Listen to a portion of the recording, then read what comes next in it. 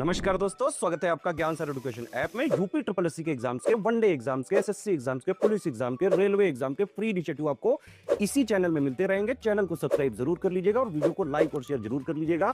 और हमारे ऐप ज्ञान सर एजुकेशन ऐप को गूगल प्ले स्टोर से आप इंस्टॉल जरूर कर लीजिएगा। इसमें सारे वनडे के एग्जाम्स के कोर्सेज आपको मिलेंगे बहुत ही कम दामों में।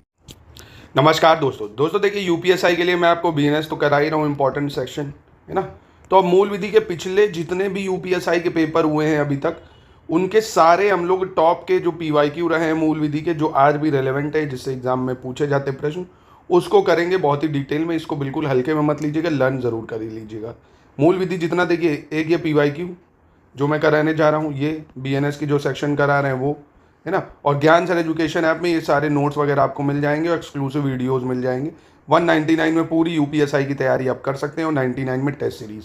ये 30 टेस्ट सीरीज़ है, इनसे प्रैक्टिस जरूर करिएगा, है ना। 160 सवालों का लेटेस्ट एंड पैटर्न का ऑफिशियल सिलेबस को फॉलो करते हुए इजी मॉडरेट टफ हर तरह के प्रश्न इसमें मिलेंगे, जिससे आपकी तैयारी बहुत अच्छी होगी। तो लगाइएगा ज़रूर और अपनी रैंक भी देखते जाइएगा, उसमें अनलिमिटेड अटेम्प्ट है ना। तो जाओ ज्ञान सर एजुकेशन ऐप पे, कोड लगाना ना भूलना, ज्ञान सर डिस्काउंट। चलो, जैसे पहला सवाल है भाई, कह रहे हैं आयकर जो 1961 अधिनियम है उसके संबंध में डीटीए का पूर्ण रूप क्या है with regard to income tax 1961 act, है ना। तो पहली चीज़ तो ये याद रखना, पूछ भी सकता है इनकम टैक्स 1961-62 कब का है, तो 1961 एक्ट है। अब डीटीए का मतलब है double taxation avoidance agreement, double taxation avoidance agreement. अब इसका मतलब यही है भाई, नाम से ही पता चल रहा है कि सेम इनकम पे बार बार टैक्स नहीं लगेगा ना, 2 बार टैक्स नहीं लगेना चाहिए। तो ये फुल फॉर्म याद रखिएगा। दूसरा, who is the first chairperson of national human right commission. National human right commission जो है, इसका फर्स्ट चेयरमैन कौन था इनमें से, तो फर्स्ट चेयरपर्सन इसके कौन थे, जस्टिस रंगनाथ मिश्रा। कौन थे, जस्टिस रंगनाथ मिश्रा। और ये बना कब था ये भी पूछ सकता है, तो 1993 में बना थे, 1993 में बना था नेशनल ह्यूमन राइट कमीशन। ये एक स्टैट्यूटरी बॉडी है, अगर हिंदी में बोले तो वैधानिक निकाय है। वैधानिक निकाय मतलब बाकायदा कानून जो है इसके लिए बना है, सेंटर मतलब केंद्र से पास हो गए, है ना, तो उसको स्टैट्यूटरी बॉडी बोला जाता है। चलो अगला, एक चीज़ और, इसमें 12 लोग होते हैं। कितने होते हैं, 12। 12 में कैसे, एक तो चेयरपर्सन हो जाता है भैया, है ना, एक चेयरपर्सन हो जाता है, 5 फुल टाइम मेंबर होते हैं और 7 आपके अलग मेंबर होते हैं ना, डीम, ठीक है। तो ये 12 लोग होते हैं। चलो, कह रहे हैं किसके फलस्वरूप वन्य जीव संरक्षण विधेयक 2013 बनाया गया था। Dash led to wildlife protection amendment bill. तो wildlife protection amendment bill ये किसके थ्रू आया था, तो साइट्स, है ना, CITES led to wildlife protection bill 2013 इसमें अमेंडमेंट हुआ था। अब इसका फुल फॉर्म भी पूछा जा सकता है, क्या है भाई। अब इसका फुल फॉर्म क्या होता है, convention on international trade in endangered species. Hindi में बोले तो वन्य जीव और वनस्पति की लुप्तप्राय प्रजातियों में अंतर्राष्ट्रीय व्यापार, ठीक है। और वन्य जीव संरक्षण अधिनियम या wild life protection act Bharat में आया था 1972 में, ठीक है, इसको भी याद रखना। चलो, इसके बाद है United province revenue officers regulation was passed in which of the following year. संयुक्त प्रांत राजस्व अधिकारी विनिमय, संयुक्त प्रांत राजस्व अधिकारी विनिमय किस वर्ष में पारित किया गया था, तो इसको पारित करा गया था कब, 1803 में। याद रखना, फैक्चुअल सवाल है, रिपीट हो सकता है।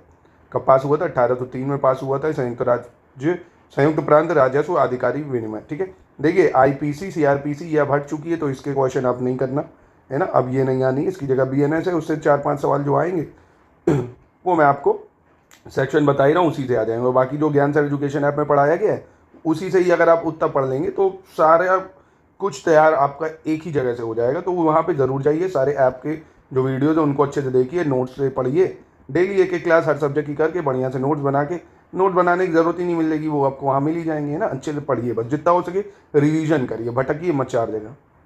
What term refer to a person who is tried by court for a crime. किसी न्यायालय द्वारा जब अपराध के लिए किसी व्यक्ति के खिलाफ मुकदमा चलाया जाता है तो उसके लिए किस शब्द का प्रयोग किया जाता है ना। What term refer to a person who is tried by court for a crime, तो उसको हम क्या बोलते हैं, बहुत ही अच्छा शब्द है ये, अक्यूज्ड, है ना, अक्यूज्ड। जैसे मान लीजिए मेरे खिलाफ कोई मुकदमा चल रहा है ना, तो मैं कौन हो गया, एक्यूज्ड हो गया। मैं कौन हो गया, अक्यूज्ड हो गया। सस्पेक्ट भाई बहुत ही आसान है, जिसपे संदिग्ध हो भाई कि ये इसने अपराध किया है ना। एक और शब्द होता है विक्टिम, जिसको हिंदी में पीड़ित भी बोला जाता है ना। विक्टिम हो गया भैया जिसके मतलब जिससे अपराध हुआ है, जिसके, है ना। जैसे मैंने किसी को मारा है तो सामने वाला विक्टिम है और मेरे मुकदमा चल रहा है तो मैं अक्यूज हूँ। फिर pre conception and pre natal diagnostic technique act 1994 is an act of parliament of India enacted to stop, यानी आसान शब्दों में कहें गर्भाधान पूर्व और प्रसव पूर्व निदान तकनीक, गर्भाधान पूर्व और प्रसव पूर्व निदान तकनीक अधिनियम 1994 भारत की संसद का एक अधिनियम है जिसे डैश को रोकने के लिए अधिनियमित किया गया था। तो किसे रोकने के लिए भाई? तो कन्या भ्रूण हत्या को रोकने के लिए ना। कन्या भ्रूण हत्या, पुरुष भ्रूण हत्या कभी सुने हो क्या? क्यों ही कराता है कोई? नहीं कराएगा। कन्या भ्रूण हत्या हो तो उसको रोकने के लिए लाया गया था, ठीक है, 1994 में, याद रखना। Central zoo authority of India was created in 1982, 72, 92 या 2002। तो सेंट्रल जू अथॉरिटी कब बनी थी? 1992 में बनी थी। कब बनी? 1992 में। इसके बाद the procedure to be followed by the advisory board constituted under the national security act is found in section dash of the act, यानी राष्ट्रीय सुरक्षा अधिनियम के तहत जो सलाहकार बोर्ड द्वारा अपनाई जाने वाली प्रक्रिया है, अधिनियम की धारा किस में पाई जाती है? तो ये अधिनियम की धारा किस में है? 11 में। अधिनियम की धारा 11 में है ना। The procedure to be followed by advisory board constituted under national security act found in section 11 of the act, ठीक है। चलो अगला है, भारत में किस राज्य सरकार ने सूचना का अधिकार अधिनियम 2005 के तहत सरकारी कार्यालयों और प्राधिकरणों के बारे में जानकारी प्रदान करने के लिए जन सूचना पोर्टल लॉन्च किया है? तो जन सूचना जो पोर्टल है ये किसने लॉन्च करा है भैया? तो ये लॉन्च किया गया है राजस्थान के द्वारा, ठीक है। चलो इसको ध्यान से पढ़ो। Protection of human right act provide, यानी जो मानव संरक्षण अधिकार अधिनियम है, पहली चीज़ कब बना? ये अभी बताया था ना, 1993 में national human right act commission बना था। पर जो protection of human right act है वो क्या प्रोवाइड करता है? Number 1, national human right commission को, स्टेट ह्यूमन राइट कमीशन को, डिस्ट्रिक्ट ह्यूमन राइट कमीशन को या ह्यूमन राइट कोर्ट को। तो इसका सही उत्तर क्या होना चाहिए? तो इसमें हो जाएगा ABD, है ना, डिस्ट्रिक्ट ह्यूमन राइट कमीशन नहीं आएगा। ह्यूमन राइट एक्ट के अंतर्गत national human right commission, state human right commission और ह्यूमन राइट कोर्ट ये आएंगे इसके अंतर्गत, ठीक है। तो याद रखना इसको। अगला है the amount arrived after adding income under 5 head of income is termed as, यानी आय के 5 मदों के तहत, आय के 5 मदों के तहत दी गई आय को जोड़ने के बाद प्राप्त राशि को क्या कहते हैं? तो आय की 5 मदों के बाद जोड़ने से प्राप्त राशि को कहते हैं ग्रॉस टोटल इनकम, है ना। तो इकोनॉमी का सवाल है, ग्रॉस टोटल इनकम होता है, ठीक है।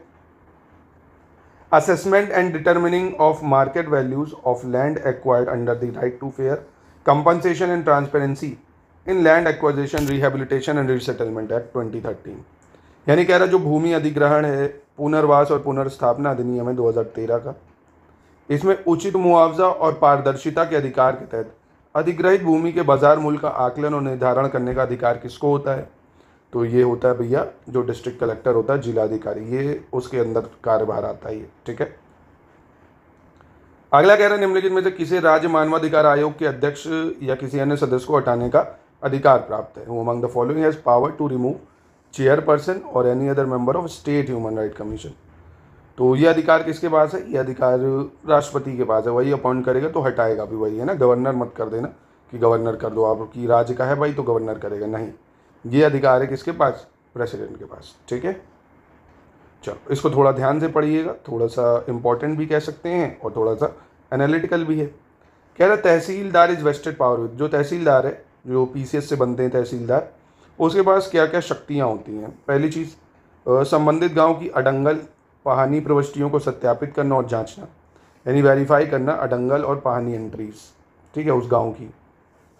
स्थानीय तौर पर जानकारी हासिल करना कि क्या फसलें अडंगल पहानी के अनुसार उगाई गई हैं, और अनधिकृत अतिक्रमण और सरकारी जल के अनियमित उपयोग के सभी मामलों का निरीक्षण करना, यानी इंस्पेक्ट करना cases of unauthorised encroachment and irregular use of government water. तो कौन सा सही है यहाँ पे?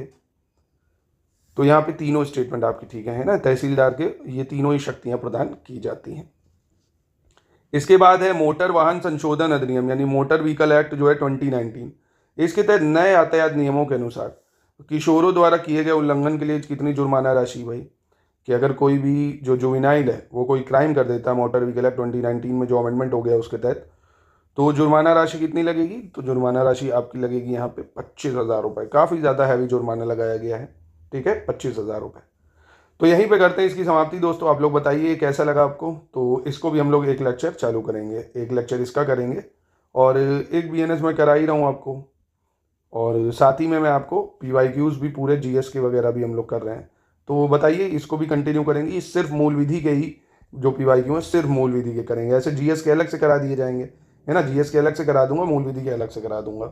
और ज्ञान सर एजुकेशन ऐप पे ज़रूर चले जाओ। अभी ये कोर्स मात्र 199 का है, जाके इसको परचेज करके अपनी पढ़ाई को चालू कर दो। एग्ज़ाम में आपको ज़्यादा समय मिलेगा नहीं। फॉर्म नहीं भरा है तो फॉर्म भर लीजिए तुरंत।